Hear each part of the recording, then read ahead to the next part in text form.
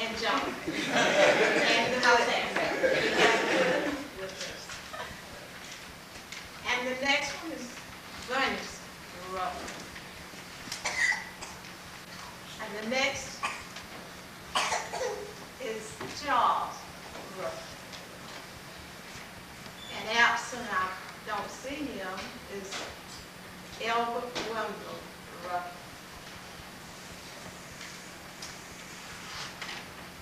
And from that one we have Van Ruffin. And from that, the last, Franklin Ruffin. And God has blessed us with 12 children. And from those 12 children, we have a host of grandchildren and a host of great-grandchildren. And I guess this may look almost like it will today, my last day.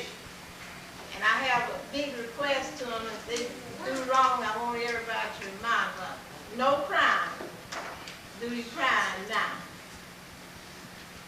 And with some of them, most of them, we did our best. I know you know that children don't always do just like you want to, but they do the best they can. Next of all, we have a lot of adopted children in our family. And we still adopt people. And we love people. And most of all, we adopted someone to watch over our souls. About 7.5 years ago, we adopted Mark Dixon. And he's our soul watcher.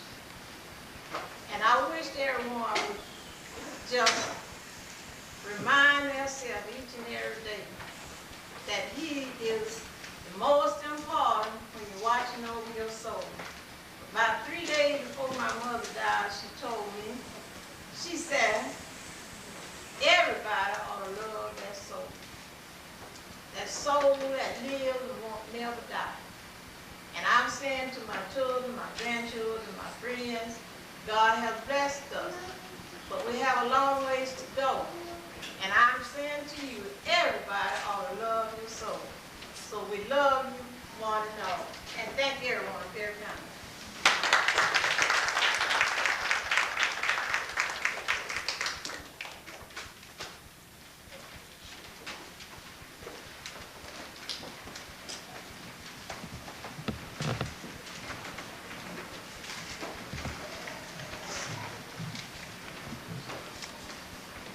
Hello, everyone. I know everybody knows me. I thought maybe Mother was going to ask all of each child's offspring to stand up. Then I knew we had a whole bunch of y'all standing up.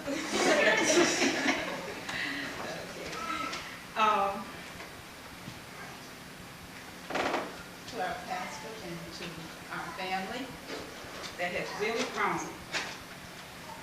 You know, every family has its beginning, and some of us like to see how far back we can take our beginning, and one day we're going to do that, but this isn't it.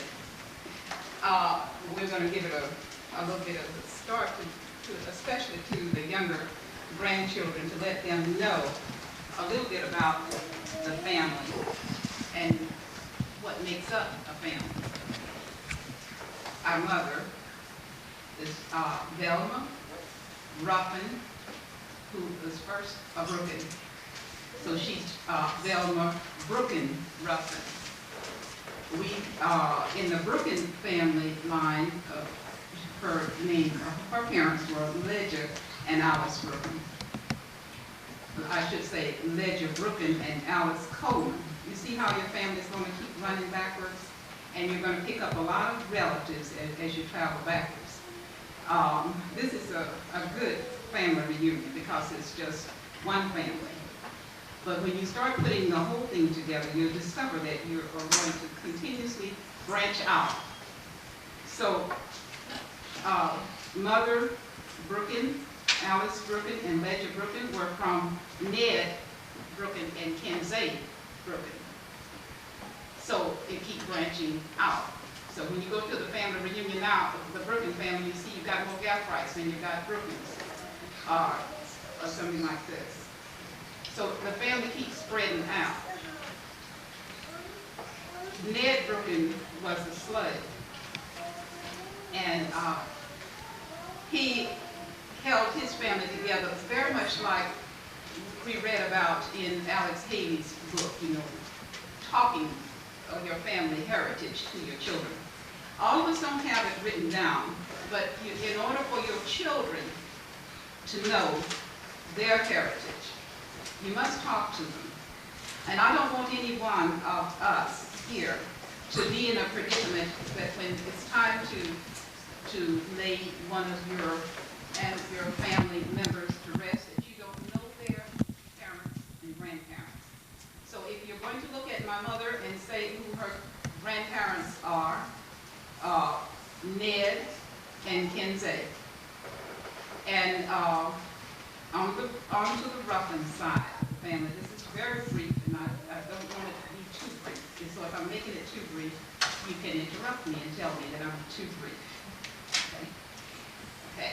On the Ruffin side, the name Redden Ruffin is the head of the family. Redden Ruffin.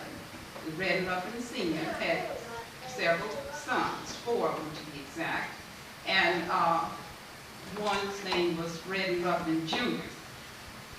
Redden Ruffin Sr. was married to, I don't want to say it, Redden Ruffin Sr. was a Samson before they were Ruffins. And he was a slave. So when a person is a slave, the person that owns him has the name. So the Samson changed from Samson to Ruffin by ownership. So that's why we get the Ruffin interject into our name.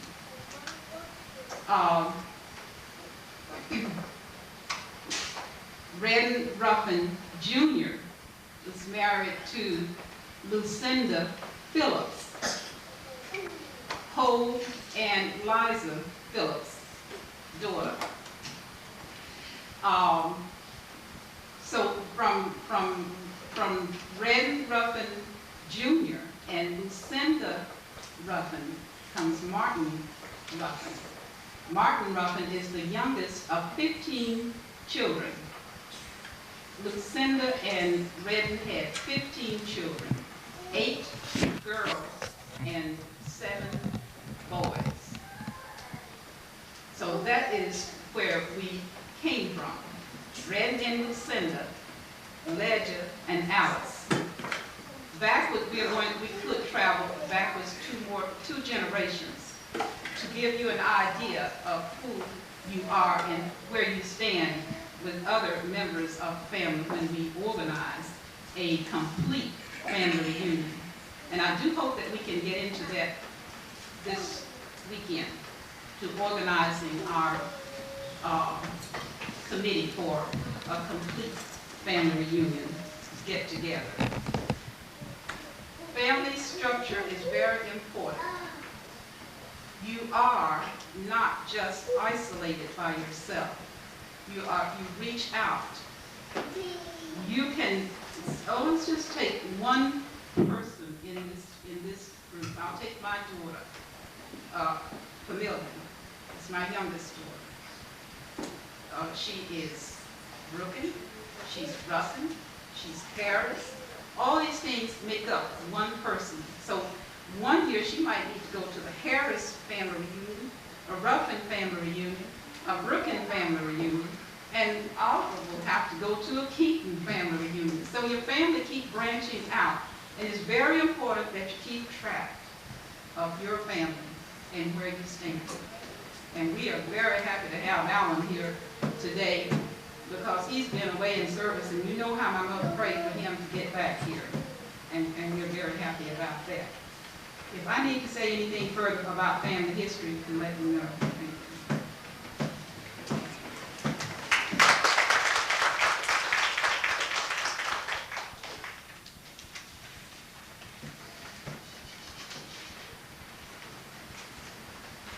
Thank you.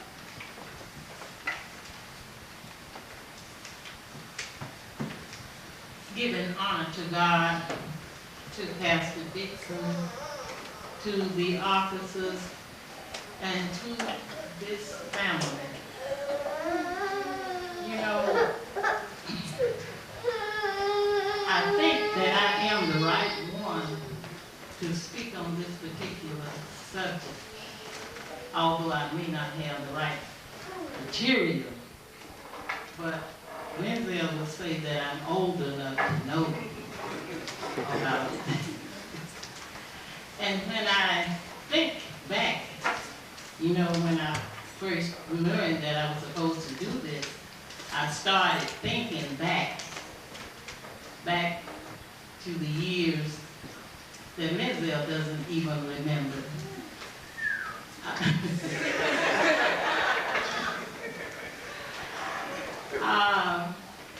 The spiritual family. You know, I remember when we were very small children, it was just a part of our being that we went to church each Sunday. We didn't have a whole lot of things throughout the week like we do now. But we knew that, no, there was no thought given to not attending church on Sunday, Sunday school, and whatever went on at church, we were there. And I was very interested in it. You know, when I was younger, a few weeks ago, I had a good memory.